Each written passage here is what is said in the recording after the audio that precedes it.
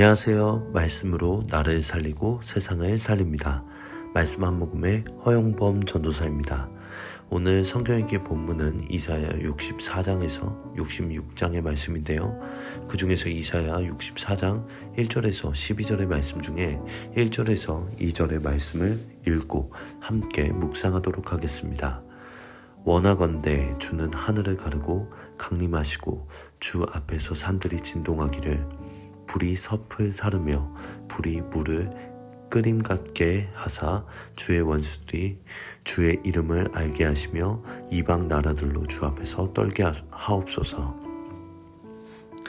오늘 본문의 말씀은 하나님의 백성이 철저히 자신의 죄를 인정하며 하나님의 긍휼만을 붙드는 회개의 기도입니다.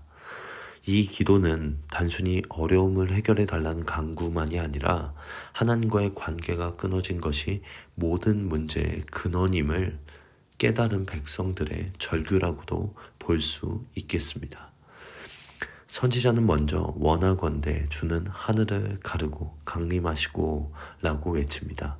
이는 단순히 하나님께서 능력을 보여달라는 요청이 아니라 하나님께서 친히 임재하셔야지만 죽어있는 백성들이 살아나고 무너진 공동체가 회복될 수 있다는 신앙의 고백입니다. 이스라엘은 이제 자신들의 힘과 지혜로는 아무것도 해결할 수 없음을 인정합니다. 사람의 노력으로는 죄를 이길 수도 나라를 회복할 수도 하나님의 영광을 되찾을 수도 없습니다. 오직 하나님께서 하늘을 가르시고 찾아오실 때에만 산은 진동하고 열방은 하나님의 이름을 알게 되며 하나님의 백성은 다시 살아날 수가 있습니다. 결국 신앙의 회복은 언제나 인간이 하나님께 올라가는 것이 아니라 하나님께서 먼저 찾아오시는 은혜에서 시작됩니다.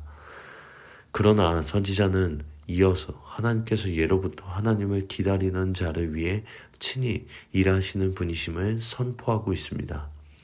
하나님께서는 자신을 의지하는 사람을 위해 일하지 않으시고, 하나님께서는 자신만을 의지하는 사람, 자신의 능력을 의지하는 사람을 위해 일하지 않으시고 끝까지 하나님만을 바라보며 하나님만을 의지하며 기다리는 사람을 위해서 일하십니다. 기다림은 아무것도 하지 않는 소극적인 태도가 아니라 내 방법을 내려놓고 하나님의 때와 하나님의 방법을 신뢰하는 믿음의 모습인 것입니다. 우리는 조급하여서 먼저 움직이게 될 때가 참으로 많지만 하나님은 기다리는 믿음을 통해 자신의 영광을 나타내십니다. 그렇기 때문에 신앙은 얼마나 빨리 움직였느냐, 이것보다 얼마나 끝까지 하나님을 신뢰하며 기다렸느냐가 더 중요합니다.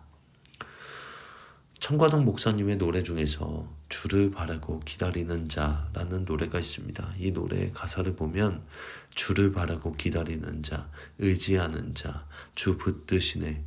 주는 나의 힘, 생명의 능력, 세상에 전하고 싶네. 내가 불 속을 걸어갈 때에 주님 날 지키시네. 내가 물 가운데 지날 때도 주님 날 지키네. 깊은 웅덩이와 수렁에도 주님 날 지키시네. 사망의 골짜기로 다닐지라도 내 주님 날 지키네. 이 찬양의 고백이 오늘 우리의 고백이 되어야 할 줄 믿습니다. 이 고백을 통해 우리가 오늘을 승리하며 나아가야 될 줄 믿습니다. 선지자는 하나님의 은혜를 말하는 동시에 인간의 영적인 현실을 매우 정직하게 고백하고 있습니다. 하나님께서는 의를 행하며 주의 길을 기억하는 자를 기뻐하시지만 우리는 범죄함으로 진노를 자초했고 우리의 의조차도 더러운 옷과 같다고 고백합니다.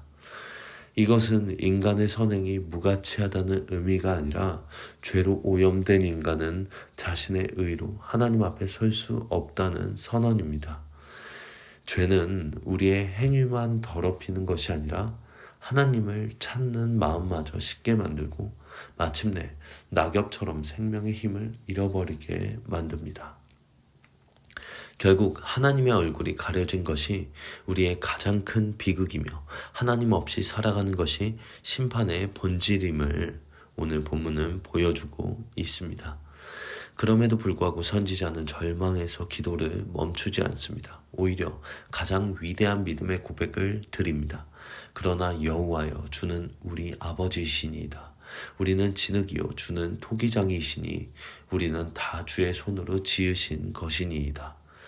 이것이 바로 회개의 절정입니다. 자신의 죄를 인정하는 것으로 끝나는 것이 아니라 하나님의 성품을 붙드는 것입니다. 우리는 깨진 그릇이지만 하나님은 여전히 토기장이이십니다. 우리는 실패했지만 하나님은 아직도 우리를 빚으실 수 있습니다. 우리의 가능성이 아니라 하나님의 손이 우리의 소망입니다. 회개는 자신의 연약함만을 바라보는 것에서 끝나면 안 됩니다. 결국 하나님의 긍휼을 바라보는 믿음이 우리에게는 필요합니다. 마지막으로 선지자는 무너진 시온과 황폐한 성전을 바라보며 하나님의 긍휼을 간구합니다. 그러나 그가 진정으로 슬퍼하는 것은 건물이 무너진 사실이 아니라 하나님의 영광이 떠난 현실이었습니다. 성전이 폐허가 된 것보다 더 큰 비극은 하나님과의 관계가 무너진 것이었습니다. 그래서 그의 기도는 단순히 성전을 다시 세워달라는 기도가 아니라 하나님의 임재가 다시 회복되기를 구하는 기도인 것입니다. 이것이 참된 회복이기 때문입니다. 하나님께서는 언제나 자신의 죄를 인정하고 하나님의 긍휼을 붙드는 자를 외면하지 않으십니다. 우리의 의가 아니라 하나님의 은혜가 우리를 살리고 우리의 능력이 아니라 하나님의 손이 우리를 다시 빚으며 우리의 계획이 아니라 하나님을 기다리는 믿음이 하나님의 역사를 경험하게 합니다.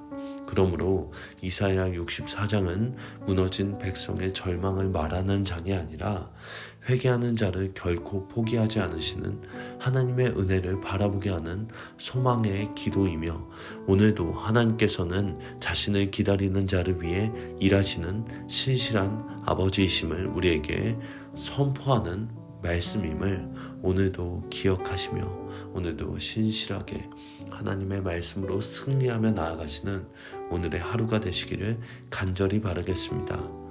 이제 기도의 물가로 함께 나아갑시다. 하나님 아버지, 오늘도 귀한 말씀을 우리에게 허락해 주심에 감사드립니다. 주님만을 바라고 기다리며 의지하는 그 의지함으로 승리하며 나아갈 수 있는 오늘의 하루가 될 수 있도록 인도하여 주시옵소서. 안양제일교회가 하나님의 사랑과 뜻을 온전히 전하는 교회가 될 수 있도록 인도해 주시고, 한국교회 안에서도 순종으로 나아갈 수 있는 순종의 본을 보이는 그런 귀한 안양제일교회가 될 수 있도록 인도하여 주시옵소서. 주님 감사드립니다. 이 모든 말씀 살아계신 예수님의 이름으로 기도드립니다. 아멘.